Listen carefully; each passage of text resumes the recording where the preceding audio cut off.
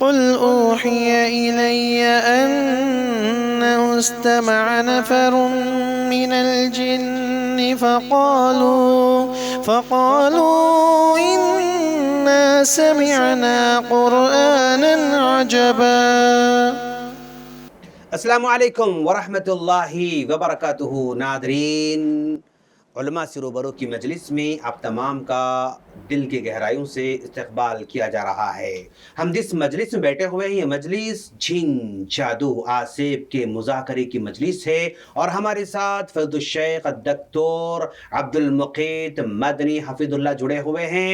آپ کے سوالات ہم شیخ کے سامنے پیش کرتے ہیں، تو چلیے ہم شیخ سے ملاقات کرتے ہیں. السلام علیکم ورحمۃ اللہ وبرکاتہ. وعلیکم السلام ورحمۃ شیخ کیسے ہیں آپ لوگ؟ الحمدللہ، ماشاءاللہ، امید کرتے ہیں کہ آپ بخیر ہوں گے. وللہ الحمد اور ہونا والمنہ. بھی چاہیے ماشاءاللہ. اللہ یبارک بارک اللہ فیک. فیکم. شیخ، ایک اشکال بار بار ہمارے نوجوان کی طرف سے پیش کیا جاتا ہے کہ ابلیس جو ہے، جی جو ابلیس ہوتا ہے وہ ابلیس یہ جنات میں سے ہے یا فرشتوں میں سے ہے؟ اس طرح کا اشکال بار بار ہمارے ذہنوں میں، ہمارے نوجوان ذہنوں میں وہ ڈسٹرب کرتا رہتا ہے. تو پلیز واضح کریں کہ کیا مسئلہ ہے. بارک اللہ فیکم. علمی مسئلہ آپ نے پوچھا ہے. جی ہاں. اہل علم نے اس کو تفاسیر میں چھیڑا ہے جی کہ آیا ابلیس جنوں میں سے تھا یا فرشتوں میں سے تھا. اکثر اہل علم بلکہ جمہور مفسرین کی رائے یہی ہے کہ ابلیس یہ جنوں میں سے ہے، فرشتوں میں سے کبھی نہ تھا. بعض کی رائے یہ ہے کہ ابلیس کا تعلق فرشتوں میں سے تھا. تو الغرض کیا ان کے لیے کوئی مستدل ہے جس سے استدلال کرتے ہیں؟ ان کے پاس کوئی دلیل ہے؟ عموماً سورۃ البقرہ کی آیت نمبر 34 سے استدلال کرتے ہیں. اللہ رب العزت کا فرمان ہے وَإِذْ قُلْنَا لِلْمَلَائِكَةِ اسْجُدُوا لِآدَمَ فَسَجَدُوا إِلَّا إِبْلِيسَ أَبَى وَاسْتَكْبَرَ وَكَانَ مِنَ الْكَافِرِينَ. اللہ رب العزت نے جب فرشتوں کو حکم دیا کہ تم آدم کے لیے سجدہ کرو تو سبوں نے سجدہ کیا سوائے ابلیس کے. اس آیت میں اللہ رب العزت نے فرشتوں کے ساتھ ابلیس کا ذکر کیا ہے. تو ان کا استدلال اس آیت سے کیسے استدلال ہے؟ وہ یہ کہتے ہیں جب کسی چیز سے کسی چیز کو مستثنا کیا جاتا ہے تو اس کی جنس ہوتی ہے. مستثنا منہ کی جنس ہوتی ہے. تو لہذا آدم علیہ السلام کے سجدے کے لیے سبھی فرشتوں کو دعوت دی گئی تھی تو سب نے کیا سوائے ابلیس کے. تو یہ کہتے ہیں کہ ابلیس بھی انہی میں سے تھا. تو یہ ان کا استدلال ہے. اب یہ صحیح ہے یا غلط ہے؟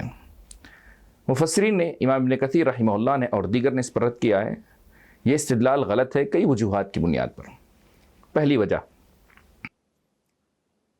یہ جو قاعدہ بتایا گیا عربی کا گرامر کا قاعدہ ہے، تو اس میں استثناء کی عموماً دو صورتیں ہیں. ایک استثناء متصل، دوسری استثناء منقطع. بارک اللہ فیکم. یہاں جو استثناء ہے آیت کے اندر وہ استثناء منقطع ہے، اور جو قاعدہ بتایا جا رہا ہے وہ قاعدہ ہے استثناء متصل کا.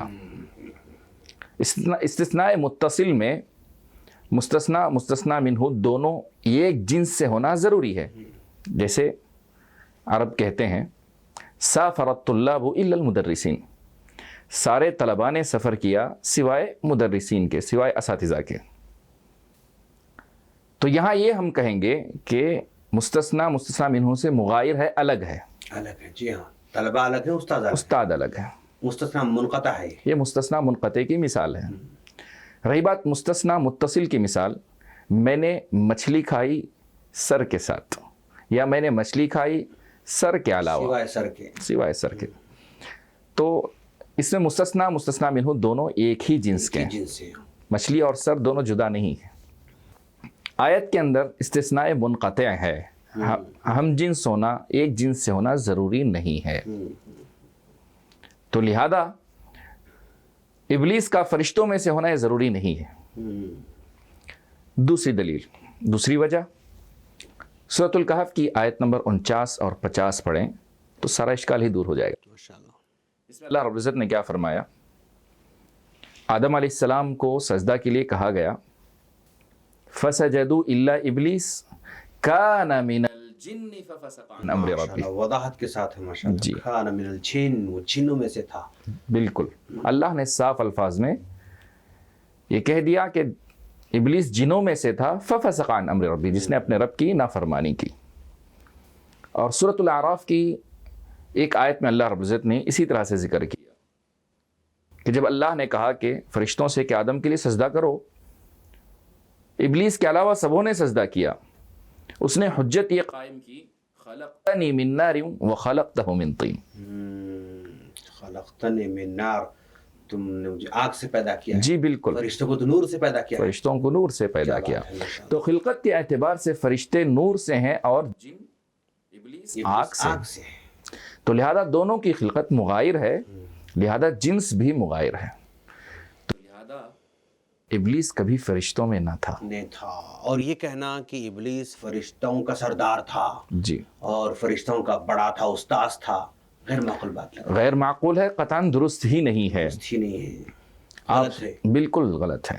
مفسرین نے ان آیتوں کی تفسیر میں سورۃ الکہف کی آیت نمبر 50 کی تفسیر میں صاف الفاظ میں ذکر کیا ہے کہ ابلیس کبھی فرشتہ نہ تھا. نہ فرشتہ تھا، نہ فرشتوں کا استاذ تھا. جی بالکل. نہ فرشتوں کا سردار تھا. بالکل. یہ لوگوں کا یہ سمجھنا غیر شرعی ہے.